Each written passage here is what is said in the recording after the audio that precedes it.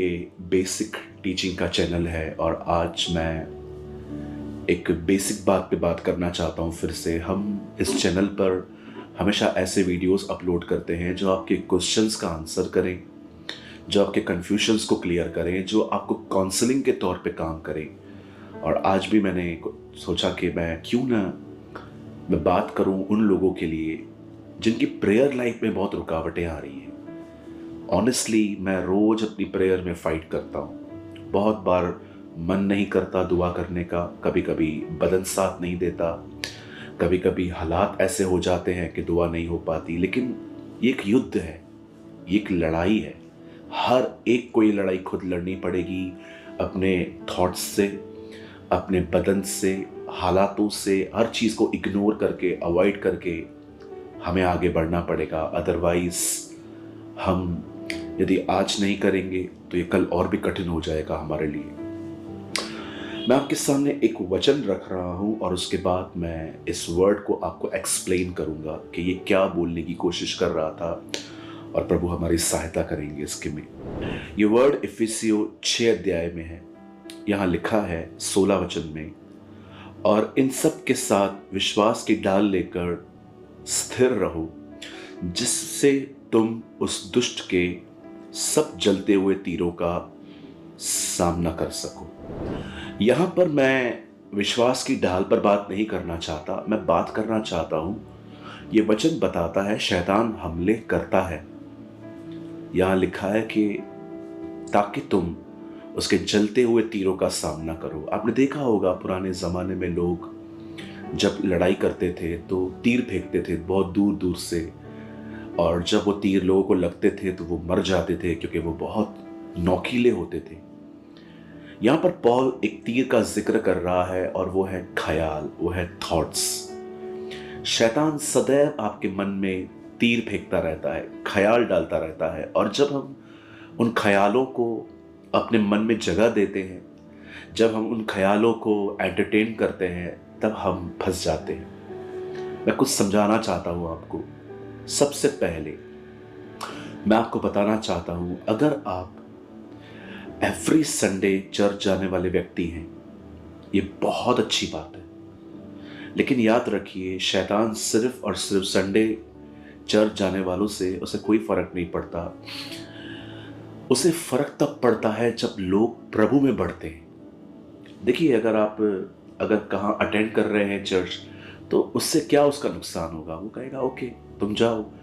लेकिन जब आप उसके राज्य को तोड़ने और मरोड़ने और उसके राज्य को खत्म करने की कोशिश करते हो, तब वो थोड़ा चौकन्ना हो जाता है। इसीलिए याद रखिए, पहले अगर आप प्रभु में बढ़ेंगे, कुछ रुकावटें आ सकती हैं, लेकिन कोई बड़ी बात नहीं है।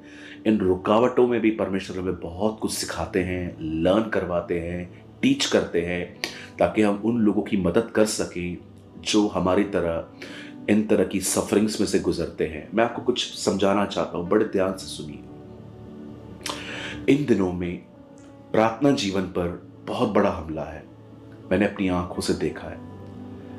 बहुत लोग जो प्रार्थना पहले करते थे 1 घंटा, आधा घंटा, 2 घंटा, उन्हें पता भी नहीं चलता था कि वो 2-2 घंटे दुआओं में हैं, क्योंकि प्यार था प्रभु से, बहुत ज्यादा प्यार। जो प्यार करता है वो समय को नहीं देखता, वो बस बैठे रहता है उसके साथ जिससे वो प्यार करता है, क्योंकि जिससे आप प्यार करते हो उसके साथ आपको समय बिताना अच्छा लगता है। पर जिसके लिए आप में प्यार नहीं है, आप उसके सिर्फ जाने का इंतजार करते हो कि बस ये यहां से जाए।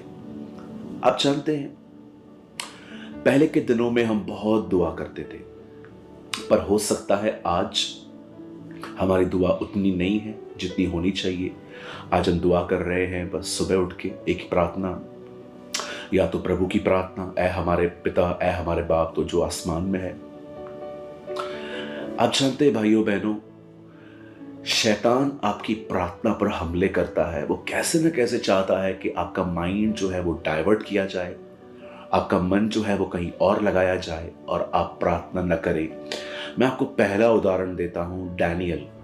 आप जानते हैं डैनियल दिन में 3 बार परमेश्वर से प्रार्थना करता था, पर क्या आपने देखा अटैक प्रेयर पे हुआ। लोगों ने एक योजना बनाई कि जो कोई राजा के सामने न झुकेगा वो विद्रोही है, वो राजा के अगेंस्ट में है, और राजा ने उस पर छाप लगा दी। पर डैनियल ने उसके सामने नहीं झुका। बाइबल कहती है डैनियल ने परमेश्वर से प्रार्थना की, और जब वो प्रार्थना कर ही रहा था, बाइबल कहती है वहीं से वो अरेस्ट हुआ। आप देख रहे हैं एक व्यक्ति के प्रार्थना को रोकने के लिए कितनी बड़ी पॉलिटिक्स रची बेबीलोन के लोगों ने। आप जानते हैं, अगर आप बाइबल बहुत ध्यान से पढ़ें तो आपको पता चलेगा, जब जीसस गत्समनी में प्रेयर कर रहे थे और उन्होंने 3 बार कहा, हे पिता ये प्याला हटा, फिर भी मेरी नहीं तेरी मर्जी पूरी हो। जब वो लगातार दुआएं कर रहा था, और उसके बाद एक टाइम आया जब सोल्जर्स आए और यीशु मसीह को वो अरेस्ट करके गए। आप देख रहे हो, प्रार्थना पूरी हुई और शैतान अपना काम शुरू कर रहा है। मैं आप में से हर एक को कहना चाहता हूं, ये कोई बड़ी बात नहीं है कि शैतान आप पे हमले कर रहा है। मैं हमेशा कहता हूं, अगर शैतान आपको इरिटेट करे तो ये बात याद रखिए, पहले आपने उसे इरिटेट किया है। अगर शैतान आपको परेशान करे तो ये बात याद रखिए, पहले आपने उसे परेशान किया है। मैं आप में से हर एक को कहना चाहता हूं, इस विषय में आप इस तरह बनिए, जब अंधे ब्रतमाई का पुत्र, तिमई का पुत्र ब्रतमाई। आप जानते हो हमारे बाइबल के अंदर एक ऐसे भिखारी का जिक्र है जो अंधा था, लेकिन उसने यीशु मसीह के बारे में सुना कि वो वहां से जा रहे हैं। उसे बहुत प्रभु को पुकारा, हे यीशु दाऊद की संतान मुझ पर दया कर, हे यीशु दाऊद की संतान मुझ पर दया कर। हम जानते हैं यीशु मसीह नहीं सुन रहे थे, लेकिन उसे चिल्लाना बंद नहीं किया। उसके बाद लोगों ने उससे कहा चुप हो जा, लोगों को उसकी आवाज इरिटेट कर रही थी। उसके बाद भी वो चुप नहीं रहा, वो और चिल्ला